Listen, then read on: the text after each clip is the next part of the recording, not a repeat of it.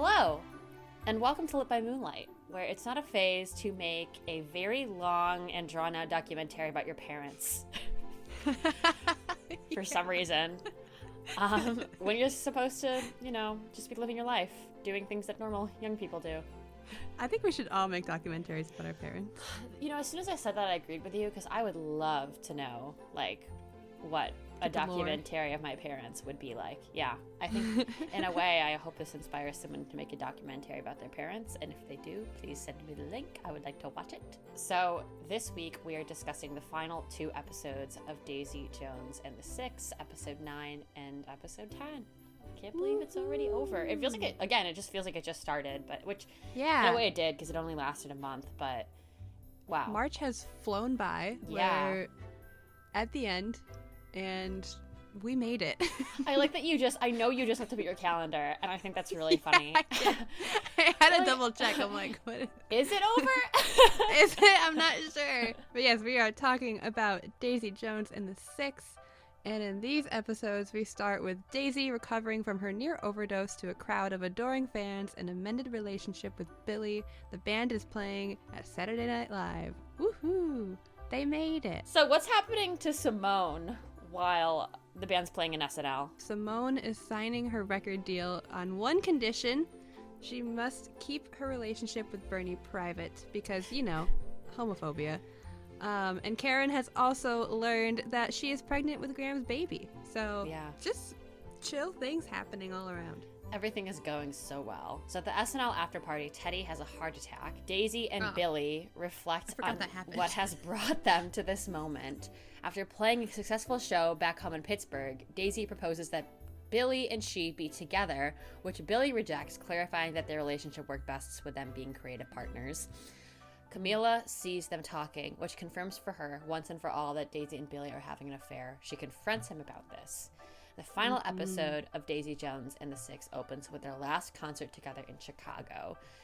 And it also opens with the, I guess it'd be like a cue card or like a credit card that says, this is their last concert. And we are taken from that point on through the polarizing events of the day that led up to this final night. And those include Karen having an abortion against Graham's wishes for a child, Eddie just kind of being like the usual worst fucking person ever, and him also admitting to Billy, who is on the cusp of losing Camila forever, that he slept with her, which is like an insane and very stupid thing to do. So it's so funny. There's like a meme where it's like someone does something and has the expected outcome, and then they're shocked when they get the expected outcome. That always gets me with Eddie. He has such a victim complex because he's like, I'm gonna do something bad and then I'm gonna admit it, and then he gets punched in the face and he's like shocked. It's like, why are you shocked? Why are you shocked? It's like the dead dove meme from Arrested Development. Just like, there's a dead dove in this bag, and he opens it and he goes, I don't know what I expected. That's Eddie. Yeah, literally. Like, if I tell Billy that I slept with Camila, he's gonna be pissed, and then Billy gets pissed and he's just like, what? Oh my God. The consequences of my own actions? Wild. So meanwhile, Daisy is spiraling due to her feelings for Billy, in the sense that she can no longer be in this band if it means playing with the man she loves every night for the rest of her life. It sounds like torture. So she's begun using cocaine again, and Billy has also begun drinking again, and they're both kind of on their last leg emotionally. Warren is just doing his thing. He's just chilling. He's just is persistently slaying. He's like dating an actress, like a movie star. Like, he just... all he does is win. I know he does. Like, it makes you wonder. It's like, how did this man slide by? I think part of it, we'll talk about it later, but I think part of it is just gratitude. Like, he knows what he has. He doesn't take it for granted. He's just like, he's a total babe about it. They play their best concert yet, and that concert concludes with Daisy kind of letting Billy go once and for all. She sings Honeycomb, which is a song that's been requested over and over again by fans, all by herself, while Billy runs to catch Camila. And then Daisy Jones and the Six concludes with the band 20 years later reminiscing on this night as they are interviewed by a documentarist revealed to be Billy and Camila's daughter, Julia. We also learn that Camila has died of cancer, and she leaves Billy and Daisy with a wish at the end of her interview for them to reconnect. The end. Yay! Yay! We made it. I should add, at some point during all of this, Simone gets back together with Bernie and doesn't end up moving forward with her record contract. I think she could sign someplace else. Anyway, everything kind of works for her in the end. Go Simone, you go, girl. As it should. If anyone deserves a good career and good outcomes, it's Simone. Truly. And Warren. And Warren. The most unproblematic people. So, yeah, who are you? I'm Caitlin, and the other day I binged the entirety of Severance thinking that season 2 already happened and was out. So when I got to the end of episode 9 of season 1, I was like, wow, thank God I don't have to wait very long for season 2, only to then be immediately told that season 2 had only just begun filming and it's not going to come out until next year. So needless to say, I'm going insane because, oh my God, what a show. Cruel. Evil. Who are you? I'm Amberlyn, and it has been over 48 hours since I have seen Miss Taylor Allison Swift in concert. And are you a changed person? I walked out of there with a sense of superiority that I think will mean that I will probably never be humbled. Like, something bad could happen to me and I'd still be like, whatever, I fucking saw Taylor live in like the first row, so you can't step on me. Like, so I literally, like, what's that TikTok sound that's like, am I better than everyone? Better than everyone? Yeah, that's how I felt. So I'm a changed person forever. Yes. I love this for you. But right now we're talking about a different concert, a different musical moment, and that is that of the Six. So, Caitlin, I am wondering, what is your hook for this episode? So mine was when they played Gold Dust Woman immediately in the beginning. Yeah. I was like, oh, okay, they're really on the nose for this one. They're like, oh, our music sounds a lot like Fleetwood Mac, so guess what? Stevie Nicks, baby, let's go. Yeah. Big choice was made. Now, because, I mean, I know it's just playing as background music, but now it makes me wonder so violently if, like, this is the implication that, like, Fleetwood Mac exists in this universe as well. And if so, I think we got a big problem on our hands legally. Like, I know we talked last week about how funny it would be if Fleetwood Mac also existed in this universe, but with the assumption that it didn't. So the fact that it does, possibly, is kind of funny to me. Like, right. I mean, first of all, great song. But then again, it's so funny they use this song because this song has an allusion to shadows, and so does The River, which we also talked about last week. So it's just like, it's like they heard us and they were like, we'll just play right into your hand. But they're like, we know. They're like, we know what we did. So did you have any favorite quotes from these 2 episodes? So many. I mean, I'll just say right now, I had such an enjoyable time watching these last few episodes, like more than I have this entire season. I think Daisy's relationship with Rod is really funny. Which is played by Timothy Olyphant. Oliphant?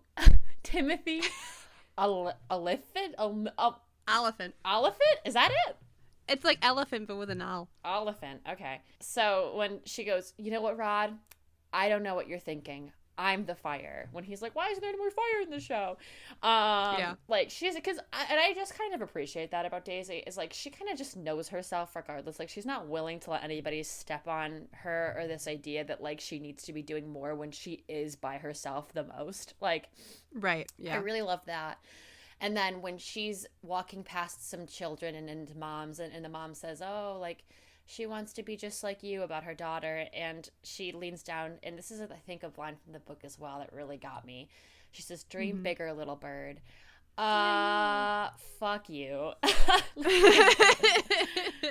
Like, little bird. Wow. Little bird. Literally adapting that into my vocabulary right away. And then when Simone and Bernie are talking, and Simone's talking about her record deal, and she says, this is what I've always wanted, and Bernie says, and here I thought I was like, oh yeah, like, I was sipping my tea. I was like, wow.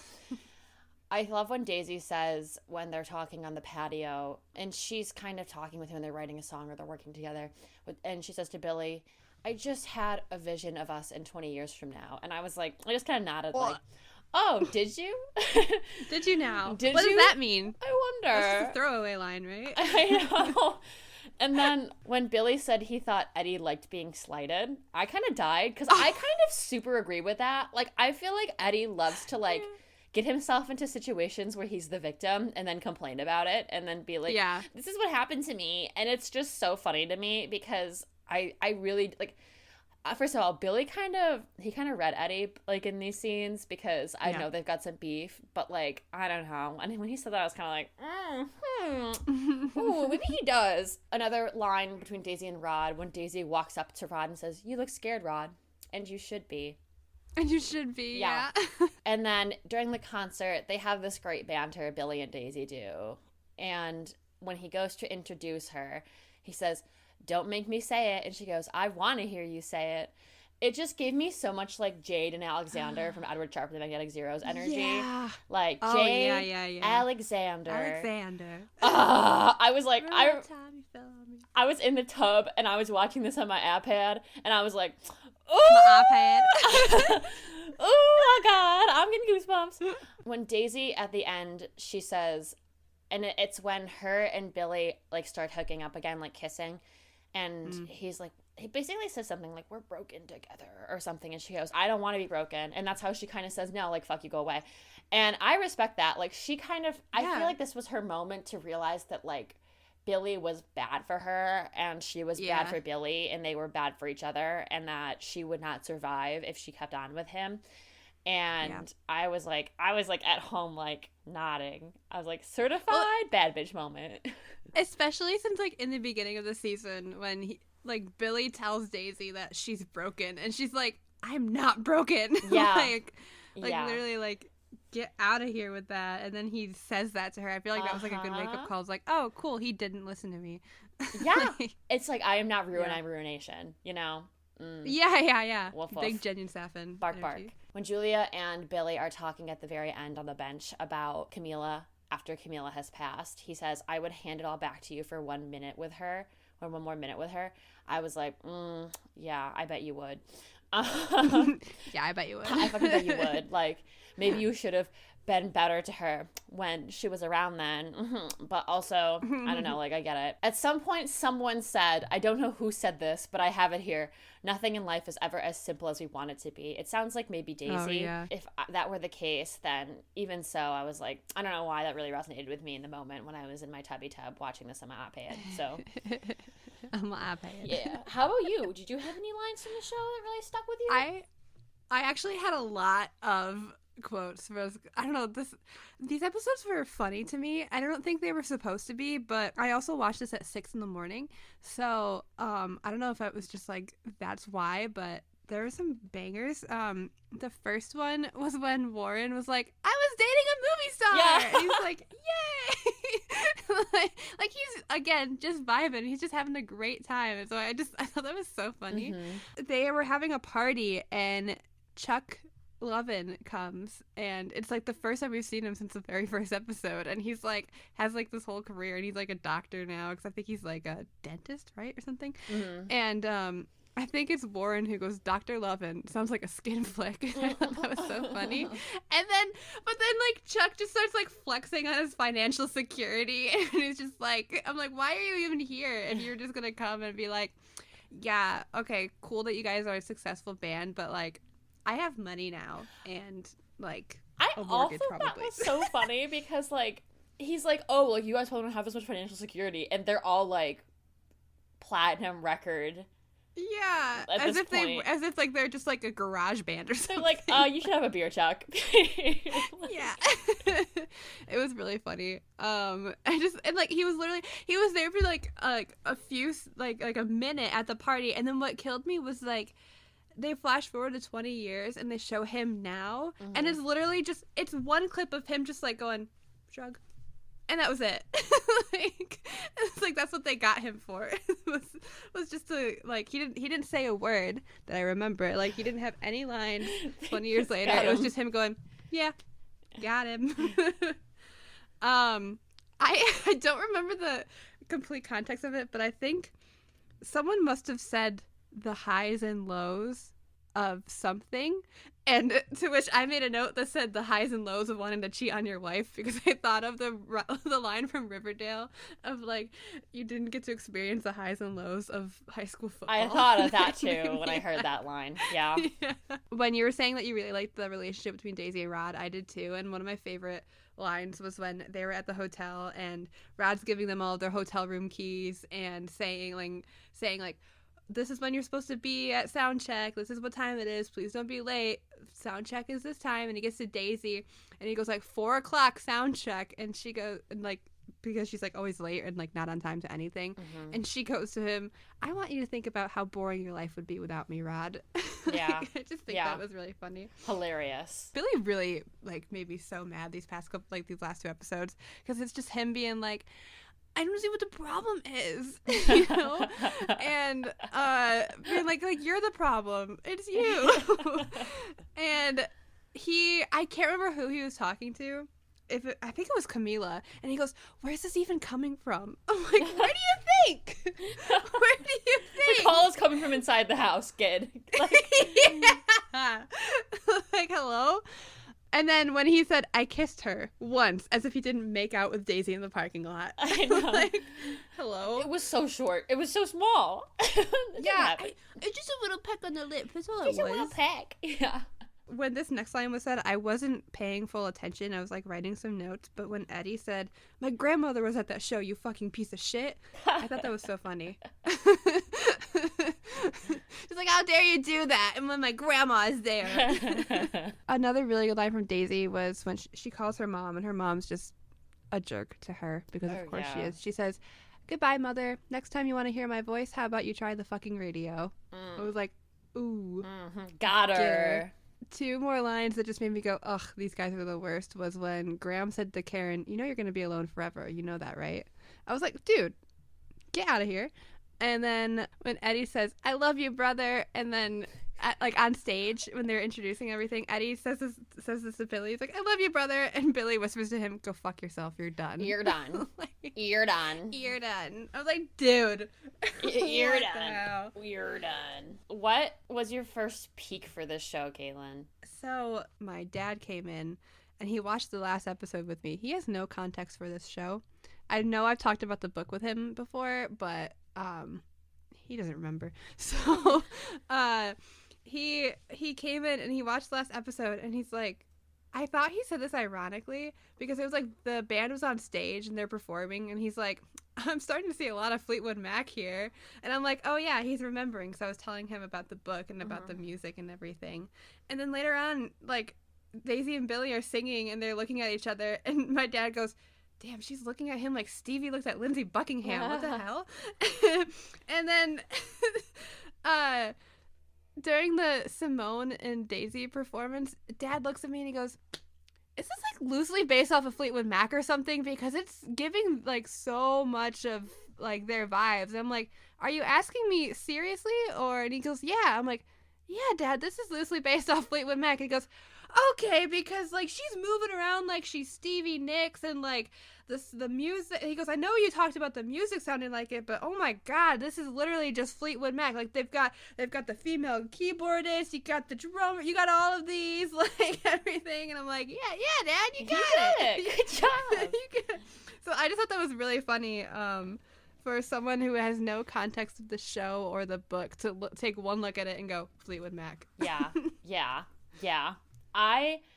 I think it's funny too, because like I recently learned that this book is also loosely based off of the Civil War's breakup, which really? Yeah, which I found myself thinking about a lot because Taylor Swift just released Safe and Sound, which is a collaboration with Civil Wars during the Hunger Games. Yeah, I was literally, when you said the Civil Wars, is the first thing that came to mind. Yeah, I think that's when I found them, was because she came out with that. And if you watch some of their videos from when they first started recording their music together to like the very end of their career together, like there's definitely I definitely see the elements of them that kind of bleed into Daisy Jones and the Six as well. Very cool. I don't know a lot about them. Something happened between those two. Yeah.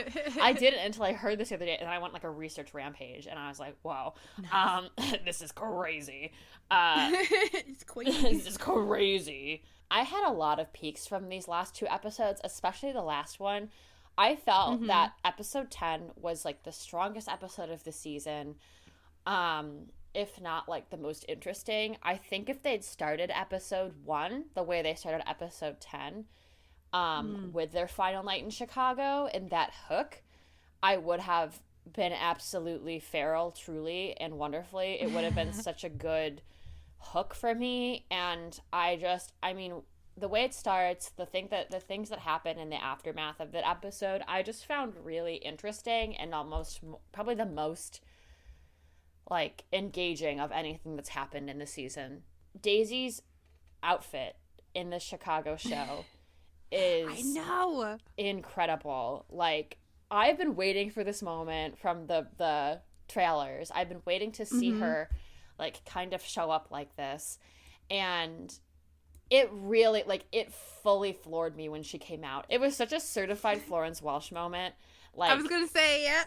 The way she moves, like, the way where do I get that? Like, that's what I'm asking. Like, where do I get it? When they finally, even though, I will say, like, the crowd shots were a little overwhelming for me, like, definitely Uncanny Valley. Yeah. But, like, I was also so relieved that they were finally showing crowd shots, because before that, they'd be, like, just talking out into the audience, and you'd hear the sound, but you wouldn't see them. So it kind of would take me out. So I really I was very pleased that they finally kind of said, oh, like, there are people out there. When they brought Simone out for tour and she sang The River, I was like, where do we get this version? Right? Like, she's so, I mean, I just love Simone. And I was like really pleased to see her singing with Daisy on tour. Like, I was really in that. The scene with the band vamping, this was the specific scene I wanted to point to when it comes to this episode. Like, this is where the things really shined for me, because it was like they had this great onstage chemistry. They're introducing everybody. You kind of see, I think it was the first time we saw a lot of their onstage dynamic, or at least the way that fans in this show see Daisy Jones and the Six. I completely agree, yeah. And it made it more real for me. Like, this entire show, we're getting a lot of behind-the-scenes stuff and, like, from the 90s, and then, like, these shots of them as they're going through the motions, but we never get to see their stage presence a lot, like, to the extent that, like, they're super famous at this point and they're playing a lot of really great shows. So when we finally get that, it's like, oh, like, I see the clout, I see, like, the interest in them. Yeah. Yep. I kind of wish they'd sold me on that before we dove into a documentary about it, but yeah, because I feel like seeing them on stage at those performances, I was like, oh, they're a band. Yeah. You know? Yeah. And they seem like they're having a great time, and then you almost forget what happens behind the scenes. So. Yeah. It really fucked me up. It really got me going in the best way and the worst way. But I do want to hear what your second peak was. Oh, my second peak is just the fact that Warren was just vibing the entire time. I love an unproblematic king, you know? Truly. And much like Mick Fleetwood was just vibing on the drums during the 1997 Silver Springs performance, in between Lindsey Buckingham and Stevie Nicks just staring each other down. Warren was just vibing the entire time. And he dated a movie star, and did he end up marrying her? Is that who he ended up marrying too? Yeah, he did. Or no? Yes. Yeah, he did. And like, even when you cut to like his interview clips, he's just like, yeah, that stuff went down. And I was there too. You know? And he falls in love with this woman, and he like ends with having a family with her. I did think his kids were creepy. They kind of gave me Shining Twins vibes. Yeah. But other than that, he was just vibing the whole time. I don't know. I just loved that he was kind of fun to watch, because like he wasn't like the main focus, but like every time he was there, I'm just like, What's he doing? Oh, he's having a good What's time. What's he doing back there? What's he doing back there? Oh, he's drumming like he should. Nice, good for him. Like he was like, I want to be in a band. I'm in a band. It's very successful, and that's it. He is the only person who did not get involved with anybody, and it was great. It's crazy to think about because I think his real life counterpart doesn't really exist. You know, like there's no one in Fleetwood Mac who was just vibing. Like, true, yeah. The drama was so unreal, and I feel like just to see this guy that's like, yeah, I had like a full life, and I married a movie star, and I'm fucking cool. Yeah. And I didn't end up sleeping with Stevie Nicks, and I really Did Mick Fleetwood sleep with Stevie Nicks? I thought it was really. I didn't know that. After her and Lindsey Buckingham broke up, which is like kind cool. of I really don't know a lot about. If I could give you like drama. a PowerPoint of like, if I could give like a PowerPoint like diagram of everybody who slept with each other in Fleetwood Mac, it would look like a bowl of spaghetti. Is what I'm kind of realizing because like everybody was so mutually involved with each other. I feel like that's why I like Warren though. Is he's kind of like an outcast. Like he's kind of just the guy that was vibing the whole time. And I like kind of respect that because I feel like you don't see that a lot. Yeah. And like I also felt like he was just, I mean, for everything that was said in the show that was kind of like sexist on his part earlier in the season, I feel like he was the most base toward the end because when Eddie's like bitching and moaning before the show, like, oh, like poor me, I don't want to do this anymore. I want something more out of life. And Warren's just like, bro, like this is your, like, what do you mean you want more out of life? You're in a band. You play for millions of people every night. Like, what's wrong with you? You know, like, the way he kind of, like, takes the piss out of him really got me because he was just kind of like, what are you going on about? Like, this is literally it. Like, we are so fucking lucky. And you're just sitting over there like, oh, like, I don't know, poor me, you know? So I was just really, I loved Warren in that moment. I was like, you know what? You get him. And then Eddie was like, well, maybe I just want more out of life than you, Warren. And it's like, what the fuck? And then at the end, with Eddie being like, yeah, I play at, like, clubs sometimes. It's like, how does it feel to lose?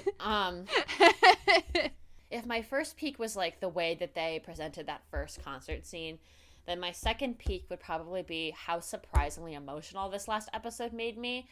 Like, oh yeah, I don't know if it was because it was like 2:30 in the morning in the tubby tub of my iPad, but when Sam Claflin cries as the crowd sings Honeycomb and runs to find Camila, that really fucked me up. Like, I don't know. Like, I feel like I really feel like he's a great actor. So when I was 100% like watching, I was like, oh my god, this is kind of sad. Like, I think it's just he has a great crying face. So yeah, I was like, he was like crying, and I was like crying myself and nodding, like, oh, like good for you. Yeah. And then go get her. When we first see Julie, I bursted into tears, like more so than the book, honestly, because it was just so emotional and overwhelming to put a face to a name and to like see her and to have her look so much like both Billy and Camila.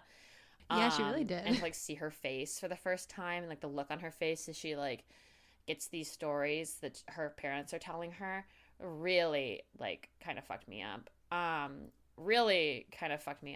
It's gotta be so wild to like interview not only your parents but like the woman that your dad was like kind of involved with and then get all of that story. Like, I remember reading the book and being so shocked. I was cleaning my house and I was listening to the audiobook, and when it like stopped and she's like, wait, I remember this, I was like, what? Yeah, you were there. Yeah. You find out she's Julia. I was like, oh my god, she's Julia this entire time. Like, I thought that was so cool. I loved the whole ending of that, like that reveal.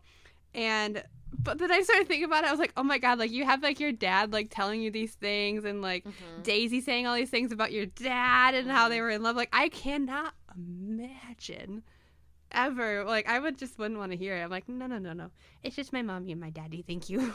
I can't. That's so funny. I feel like we grew up in a very different place at like households because my parents are always just like very like, oh yeah, I was like really high off my ass when I was like at this concert, and like, yeah, your dad was too, and like, oh yeah, like we got in a huge fight afterward. It was crazy, and like, you know, like they just like kind of like, I don't know, my parents literally talk like this to me, so I was just like, this is it. I feel like if you were, that's the parental experience. The thing that surprised me is, I think from the perspective of the parents, it would be, part of me is like, okay, I get it, because if you grew up in a household where your parents are like super open with you, like, then this is just how it is, like, this is how you talk to each other. But then it was interesting to me because I think Julie has a very unique position of both being someone that her parents might be more trusting to speak with about their past experiences, but also more like on the fence because they want to present a story to their children that makes them seem somewhat redeemable. So like it's possible that even worse things happen that we don't know about.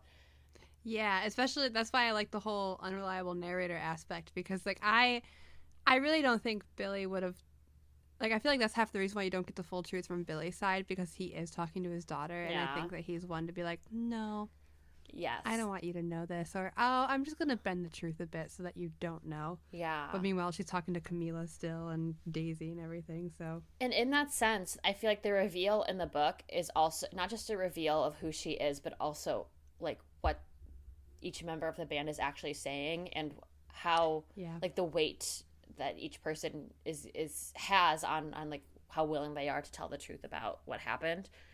But that's all just to say I burst into tears when I saw her, and then when we learned about Camila and she adjusts her wig in her final like interview video, I was like, wah! Like I was crying so hard. And it was like so good to feel something, you know, after sitting through half of the show and being like, what is going on? So to get to the end and still have like a very emotional reaction to everything was so like comforting for me, because it felt like it aligned more with what I know from the book and my experience reading the book. So it was just nice. It was nice to lose it at the end and not have that experience be kind of like, I don't know, thwarted by how much I didn't necessarily care for this adaptation. But I feel like, I guess that would be my second peak. And then I have some sporadic additional peaks. The tempo of Regret Me in episode 9 made way more sense to me than it ever has, because it was so much slower than the version on Spotify. It was like a live playthrough, so that's probably part of it. But it was just like maybe not actually live, and as in like they're probably still like obviously they're still using like pre-recorded songs, but the tempo was just so much more it was just so good that to the extent that I was like, oh, okay, now you got it. Like you guys figured it out before the end of the season. Where was this 10 episodes ago? Good job.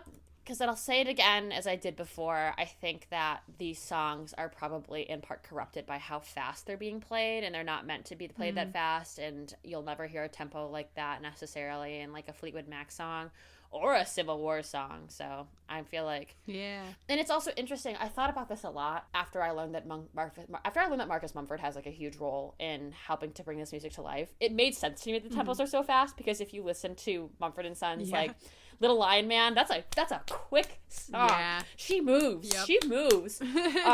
All of this to say, I still love Marcus Mumford. I actually just saw him the other day live at the Taylor Swift concert, and he is honestly like so talented. So no hate to Marcus.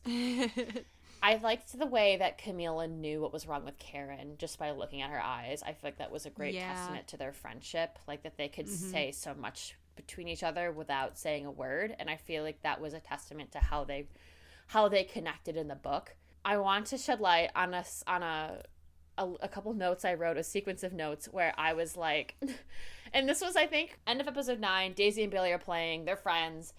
I go, I truly think they were at their best when they liked each other. Like, the band sounded better. I personally felt less stressed out. And then when shit goes off the rails in episode 10, I was like, oh, never mind.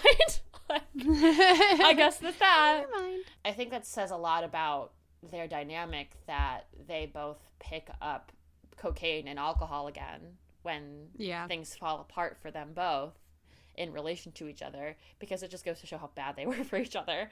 Yeah.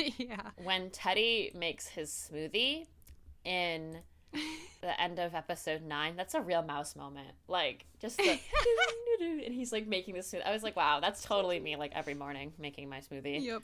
I honestly came away from these episodes on kind of a high, surprisingly.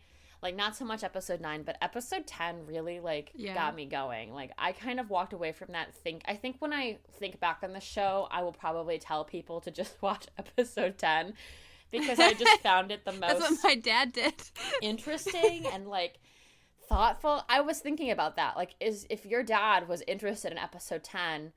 would he be incredibly disappointed if he went back and watched, like, the other 9 episodes? I wonder. He told me that, like, he kind of got the gist of it. He, like, that's enough for me. Episode 10 gave him all he needed to know. He was just like, wow, they're kind of a mess, huh? Exactly. I feel like it does, though. I feel like there's a lot that happens in the book that we didn't get to really see until that last episode. That last episode is it really encompasses the entire book for me, because I feel like a lot of what happens before that is just, like, a lot of fucking around. Yeah, because there was a couple times where he asked me questions, like when there's, like, a moment with Graham and Karen in the elevator, like, he asked me, he's like, is she not pregnant anymore? I'm like, yeah, it's a whole thing, like, there's so much, like, layers to it, and, like, just within their own relationship, but because he was just like, did he not want that? And I was just like, I can't get into it right now. You're gonna have to be there. I'd say read the book. Yeah. Read the book, Jason. Read the book, yeah. Well, you know what he's gonna do? He's listening to our podcast. That's what he does. Even better. Because even better, honestly. Sorry, Taylor Jenkins Reid. We need that number. We took that audience number from TJR. We got him. We got my dad. But yeah, it was kind of interesting just for him to have, like, one episode and it be the last one, just to get his takes on it. And he was like, yeah, I got the gist. Like, That being said, I wish I had it as an emotional response that you did to the episode, because I didn't, and I wish I wanted to, but I think the book was more emotional for me as far as the ending goes, because one of my valleys is the fact that they didn't, like, they played Honeycomb, but they didn't, like, do it in the way that happened in the book, where, like, they changed, like, she sings the lyrics the correct way, like the way that Billy originally wrote them, and it's, like, the first time she's done it, like, the entire time, and it kind of, like, to me, in the book, it showed, like, her being like, okay, I accept the fact that, like, it's always going to be Camila, and we should never have been together or be together, and, like, she's choosing to let Billy go and go her own way, to paraphrase a Fleetwood Mac song. But I really like that moment, because it was just kind of like a subtle way to be like, this is never going to happen, and that's okay. And, like, I didn't mind Billy running off to Camila in that moment, but I don't know, I felt like there was so much emphasis on changing the lyrics in Honeycomb that, like, when she changed them back, it just made me go, oh my gosh, this is crazy. Like, I really like that, like, that little way of storytelling, so I was a little bummed that we didn't get that. I was also kind of bummed that, like, it was Julia remembers seeing Billy and Camila and not Daisy and Camila. Yeah. Because I feel like I didn't really get with the show is that Camila and Daisy, like, they had a friendship. It just felt like it was more of, like, you're the other woman, you know? And I didn't really like how they agree. Yeah, I didn't like how they handled that in the show, where it's just like they weren't friends at all. Except for, like, that one moment in, like, episode 5 or whatever it was. Like, it was always like, no, I want Billy and I want Billy, you know? So that's why I liked because in the book it wasn't as dramatic as, like, how Billy and Daisy were together, because they really weren't together. It was just that there was all, like, these big feelings happening, and, like, again, I don't even remember. I don't think they actually, well, she kissed him, and I think it only happened once. But I could remember that correctly. That we know of. Yeah, that's the thing. It's like you don't really know. I don't know. I think just with the way I interpreted their relationship in the book, it was completely different in the show. But of course, the show's gonna, like, kind of emphasize more on, like, the love triangle aspect of it, which I wasn't the biggest fan of. So I was kind of sad that I was like, she doesn't remember seeing Daisy as, like, a friend to her mom. Yeah. Like, I don't know. I've been waiting for that moment, and then it didn't happen, and I was like, Okay. And it would make much, I think for continuity purposes, it would make so much sense that Daisy reveals so much to Julia if it were better emphasized that Daisy and Camila were friends. Like, it would make sense for Daisy to be more vulnerable with Julia. Yeah, because in the book, there's many moments where, like, that Daisy shares with, like, Julia, like, when she's a kid, and, like, Julia, like, really looks up to Daisy and wants to be like Daisy. And there's a couple throwaway lines like that in the show, but you don't really get the sense that they had a relationship when Julia was little. I agree with that. And that's why that moment was so big in the book to me, because I'm just like, oh my god, like, this is the girl that you saw grow up and, you know, had a little connection with when she was little. And, like, that's why I love the reveal so much. And then here it's like, why would Daisy tell Julia this if she didn't really interact with her all that much? Yeah, I agree with that. So, like, big time. Yeah. So those were like my main big valleys. A couple small ones were, as you mentioned, the Uncanny Valley crowd. And they also just kept showing the same shot of the crowd of them. Yeah. It was like this one shot they used like 5 different times. I'm like, okay. Yeah, like,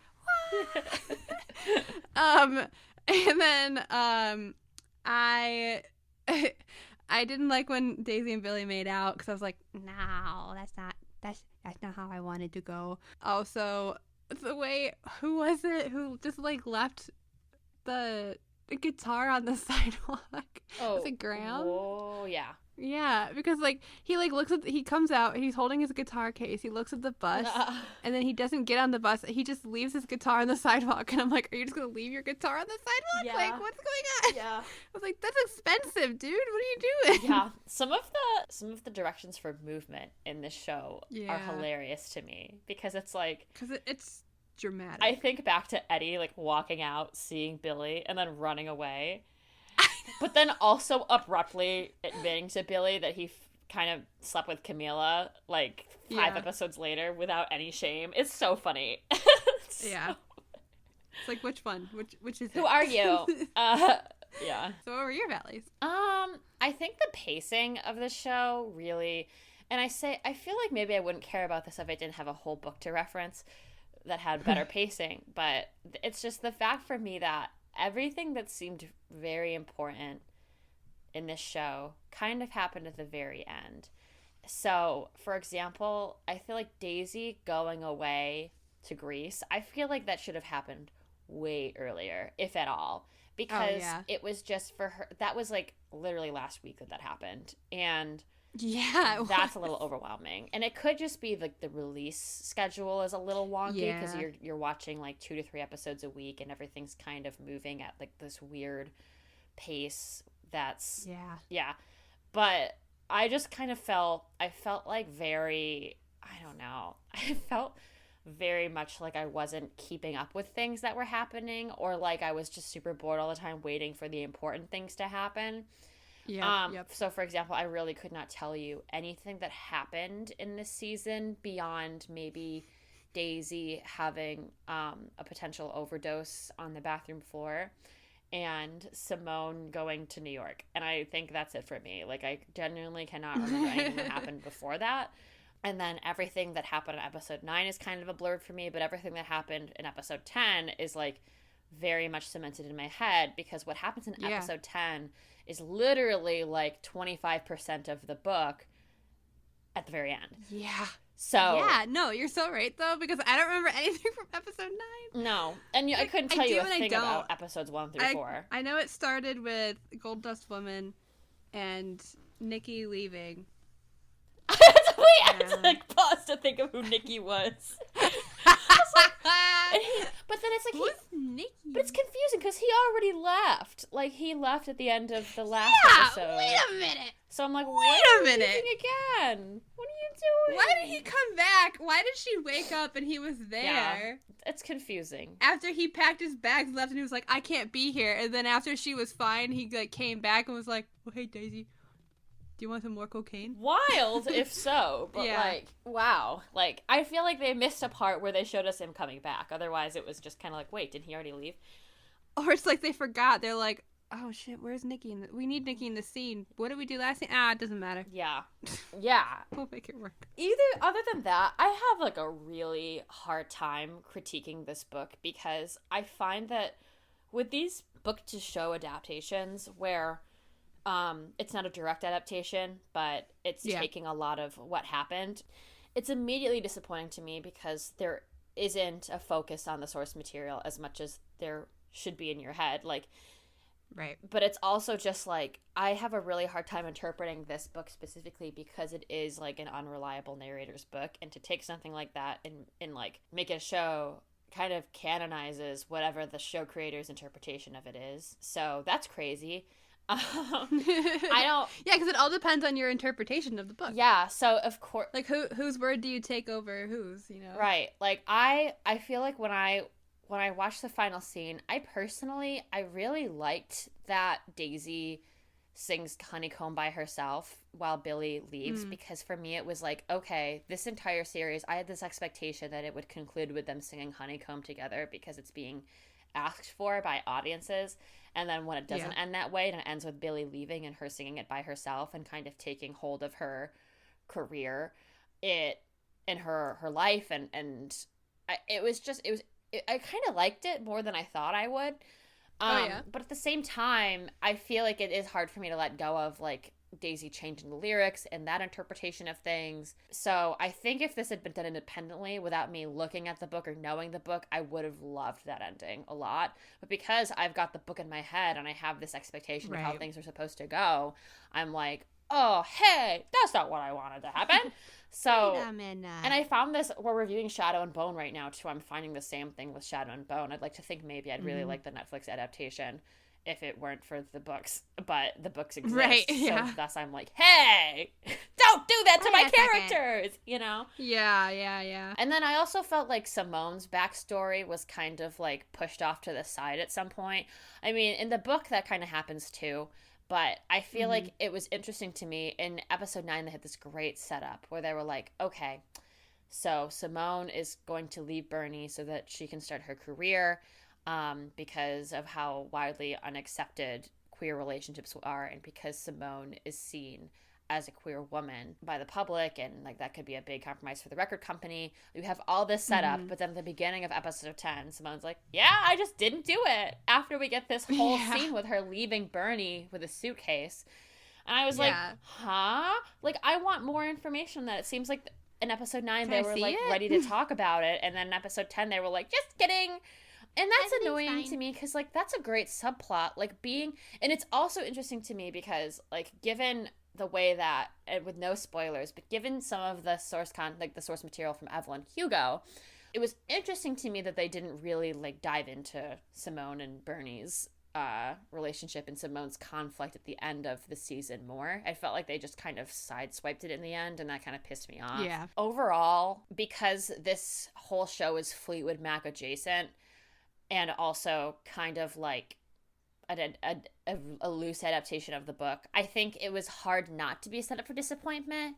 I think I think if we came into this without having read the book, it would have been different. But I also feel like the book, if you haven't read the book, you should read the book, and the book really, I think, is the superior medium to receive this story in. Agreed. Those are all of my valleys for it.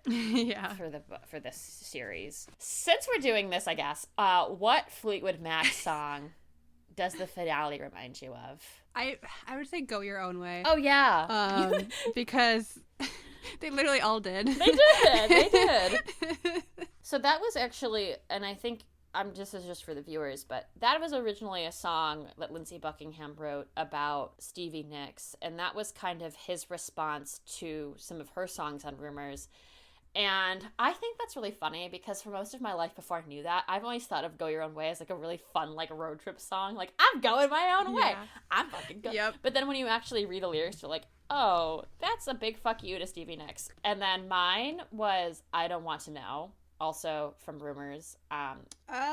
Which is another one of those songs where it's like it has such a catchy, bouncy, like, I don't want to know you know. And then you actually listen, like, you listen and you go, oh, maybe I didn't want to know. Maybe I didn't want to know.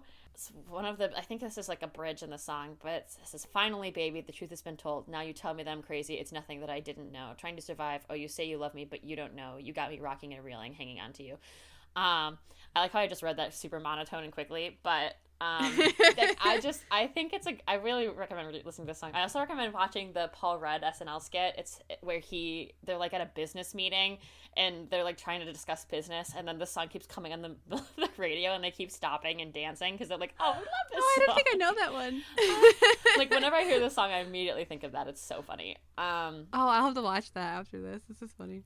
Yeah, it's a good one. So what character would you let sleep on your tour bus? Oh yeah, I forgot. That happened in episode 9. Oh yeah! Wow, coming back to me. I said Teddy just because of his little mouse moment in episode 9. I just love when he's just, again, the blender scene, and he's just looking kind of out into the distance. Like, that's memeable. Very funny. And then, like, an honorable mention for Julia, because I feel like her role and, like, the way that she fits into this story is so interesting to me. And I like that we get a creative expansion on, like, Billy and Camila and their experience as both photographers and musicians, because then you have this beautiful girl that they've had together that is now a documentarist and is like now telling her own stories, because it's like, because I don't know, like you hear about the kids in the book and how the book starts and how the show starts, you think, oh, I wonder what's going to happen to them, I wonder what they'll be like, because nepotism babies have fruitful and infinite ways that they could end up. And so for Julia to go on and be a documentarist is really, in a filmmaker, is really fascinating. And then also to have someone like Riley Keough playing Daisy, who is the granddaughter of Elvis, is really a double entendre and like really cool and fun. How about you? I said Simone, Teddy, and Camila. Yeah. Because they're 3 characters who I'm just like, if anyone deserves nice things, it's you 3. Real. Yeah. Because Simone was just trying to have start off her career and be successful while also dealing with all of Daisy's bullshit. Yeah. We got Teddy, he's in charge of the band, basically, and is also putting up with all of their bullshit to get everything going and have his career be successful. And then you got Camila, who's just trying to support her husband and get his band going and like, gets Daisy to join the band, and little does she know that Daisy and Billy are just gonna, get together, and Billy's gonna cheat on her and do all these things, and it's like they're all just trying to be nice to people who screw them over. So I think they could all sleep on my tour bus. With a silence. Caitlin, who is a character that you would punch in the face for sleeping with your wife? Every man in the band except for Warren, who is always just vibing. Yeah, he's just slaying persistently. Yeah, because Graham kind of sucked towards the end with how when he just told Karen, like, you're always going to be alone, you know that, right? I was like, dude, okay. Stop. And so what if she is alone? Maybe she likes being alone. Fuck you. I don't know. Yeah, exactly. Like, not everybody has to be in a relationship or have a family to be successful, So he really pissed me off at the end. Billy pissed me off for so many reasons, mainly just by existing. And Eddie was Eddie, so, But Warren, he didn't do jack shit. Yeah, Warren's just vibing. I respect him for that. He's just vibing. Yep. What about you? I feel like I've never had I never have a problem with Graham in the beginning of the book and the show until we get to the point where Karen decides to have an abortion, because he just goes batshit. Like, he's like, we can get you a new keyboardist. Like, the 1970s misogyny really shines through here. Actually, modern misogyny, because I know men like this. But, like, the fact that he is just so, like, oh, like, give up everything for this baby. Like, he wants this baby so bad. I've decided, yeah. It's, like, ridiculous to me. And I feel like I couldn't be more relieved that Karen got out of that. It's really sad because, it's not, you could love someone so much, but then when you get into in specific context, they could hurt you so badly. So that really broke me, and it made me think, oh. Eddie, I think, also just, like, annoys. I just can't. Like, I truly, like, there's a place in hell for people like Eddie. Like, he's just so unbearable. Like, oh my God. Like, I knew people like this in college who it's like, they just don't know how to have a nice day. They just don't know how to have a nice day. Yeah. Everything is an inconvenience for them. They have never smiled before in their lives. Like, and I think when you can't be grateful for what you have and can't, like, dedicate to yourself to things without, like, always competing with other people, your life will be a pathetic outcome, and you will have a pathetic life, and you'll never reach your true potential because you'll be so focused on everybody else and comparing yourself to everybody else that you don't actually accomplish anything for yourself. And I feel like that's kind of what happens to him in the end, and I just, like, kind of, like, think that's hilarious. So, good for him. And then, I think in terms of just, like, some of the little tiny pieces, the CGI crowd also scared me. Like, they were terrifying. Very frightening. I remember watching that and just getting this sense of, like, uncanny valley. Like, oh my God, what is going on? I don't know if you've ever seen this, but people will do, like, AI picture generation online now, and I keep seeing these ones from this one account that's doing, like, the Hogwarts after party, and then it's just, like, pictures of, like, different, like, the actors from Harry Potter, but they're, like, morphed into, like, very Hogwarts-esque situations, and I keep seeing the same picture over and over of Alan Rickman as Snape with, like, a low-cut black shirt and black jeans, like, having a drink. And it's so uncanny, but it's also kind of hot, so I'm, like, really stuck. I mean, like, fuck Harry Potter. But I'm really stuck. Like, I'm kind of in a demented place because of it, but that's exactly what this reminded me of. You're, like, stuck, like Dobby stuck on a glue trap? Because that's the only Harry Potter content I got on my See him in the street, walking by himself. Yeah, it is so good. I love stupid trends that make, there's no reason for it, but it just catches, and it's just the same picture of Dobby stuck in a glue trap with Hamilton playing on the background, and it's just the slide of the same picture over and over again. And then there's fan art of it, but it's, like, presented as, like, fan art I drew of Dobby stuck in a glue trap, and there's something about that, the way it's phrased. The real question becomes, what do we have to do to actually get J.K. Rowling stuck in a glue trap? Yeah, that's the real question. Anyone needs to be stuck in a glue trap. I feel like if we put her outside of, like, I don't know, like a very wholesome and wonderful, like, drag story time at, like, a bookstore, like, we just put, like, a glue trap out there, she'd show up to protest, and it would be she'd show up. It would be we'd be settled. Or, like, a giant sign that says "Free lunch for TERFs." She's like, "Oh, I'm a TERF! I'm coming!" Yeah. And then you walk into the lunchroom, and it's just a whole ass glue trap. It's just a glue trap. So that, and then I agree with you, Lauren and Lisa's twin children, I was like, what are they? Terrifying. Why are they like that? They're just, the way they were just, again, stage direction, or, like, show, like, I guess, movement direction in the show could be, like, could you show them, like, smiling? They're both just standing there, aloof. Yeah, I feel like the poor girls didn't know what to do. Staring. They were just like, well, just stand here. And I don't even know, did they know that the camera's on?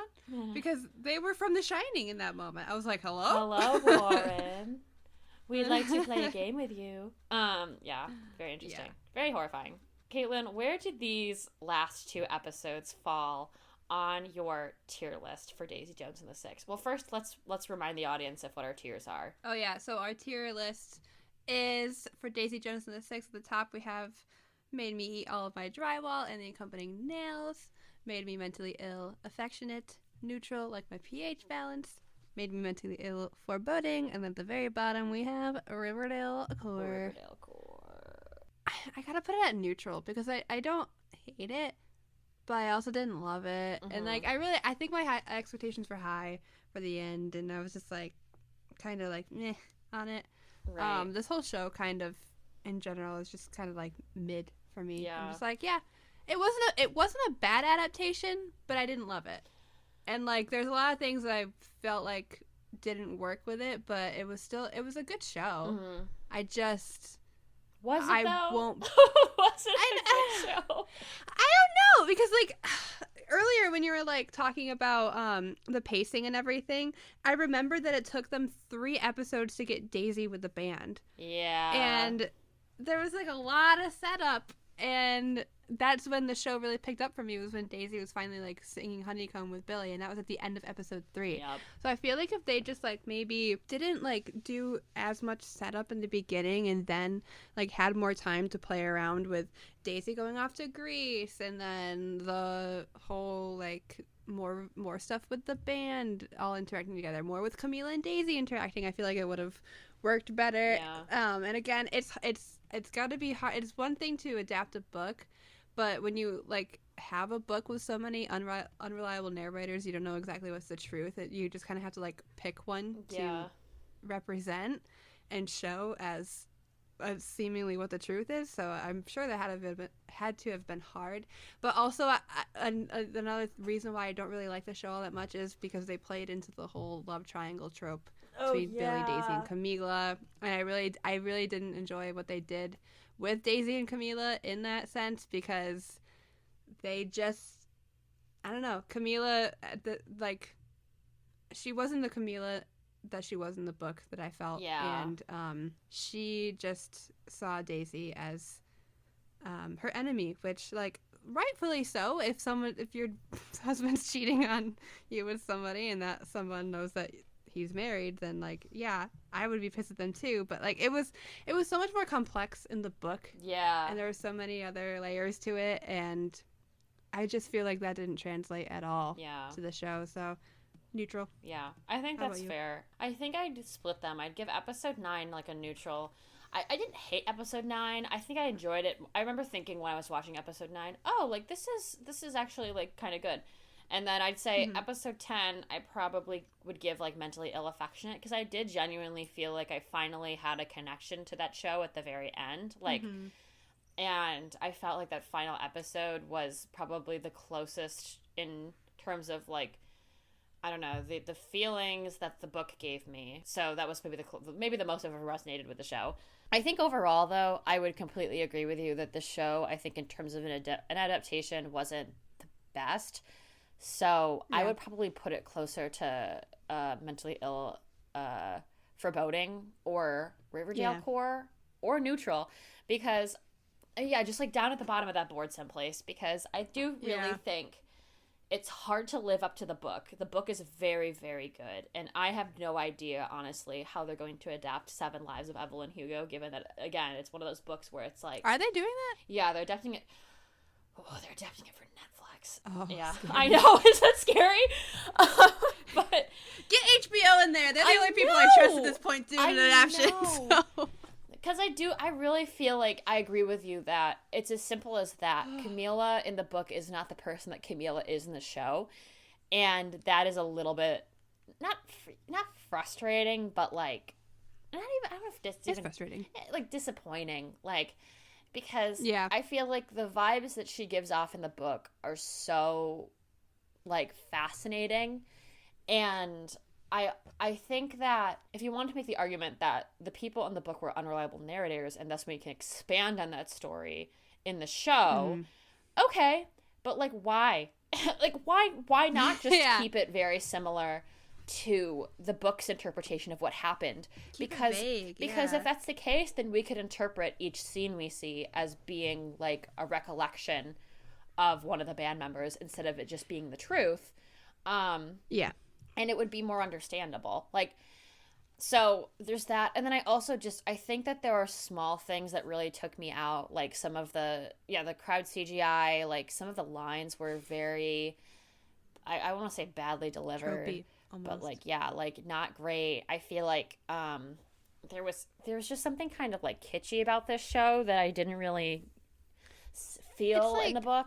So I felt like they changed some things because they're like, well, the audience won't like it unless we do this. Like with the whole Daisy, Billy, Camila thing, it's like, oh, we should make it so that Daisy and Billy are like definitely together, or like it's a love triangle because that's what the audience likes. And it's just like, I don't know, trust your audience to have like deeper connections to the book, these characters. And like when I can tell that a show is making changes because they're like, oh, because we want the audience to stay engaged, or, oh, they won't see this coming, or here's all your favorite scenes from the book, we're gonna do it like this, but not in a way that's correct because they just aren't paying attention. I don't know, it's just like you're pandering to your audience in a way that is like almost demeaning to your audience. It's you know what I'm trying to, I don't even, yeah, it's kind of lazy. I feel like it's kind of lazy. It's very like, it's not, I want to say it's like very Hollywood. I think it's very like,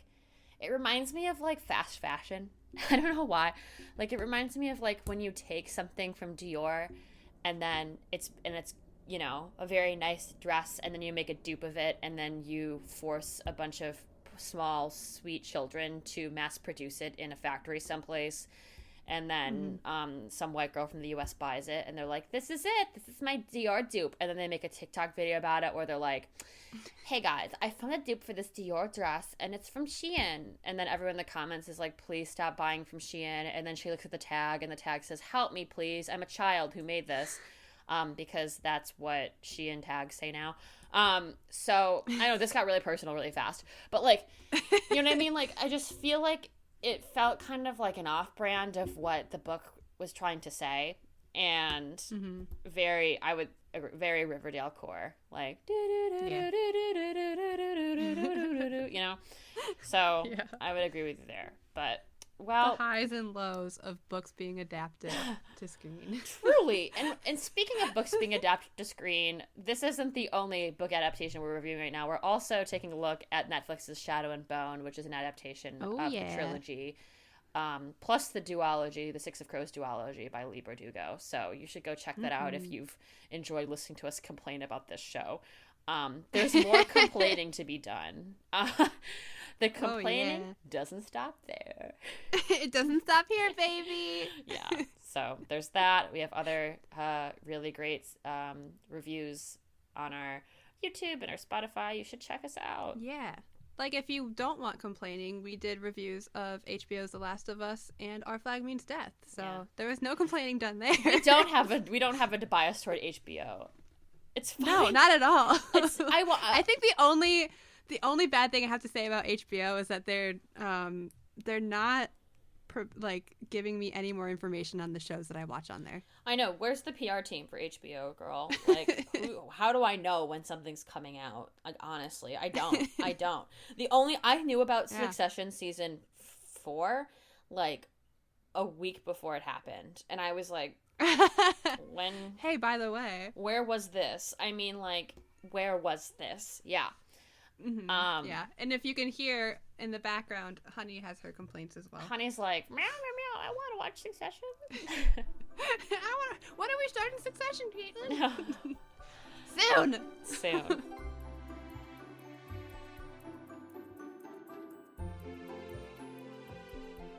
All right, well, that's gonna do it for us. Tune into our other content, and as always, stop adapting things. Please stop. Stop remaking things. Stop adapting things. Stop trying to take my money. Come up with something new. I have had enough. I've had new IPs all around. Enough. Thank you. Yes. Say or do something original, please. Please and thanks. Bye. All right, bye.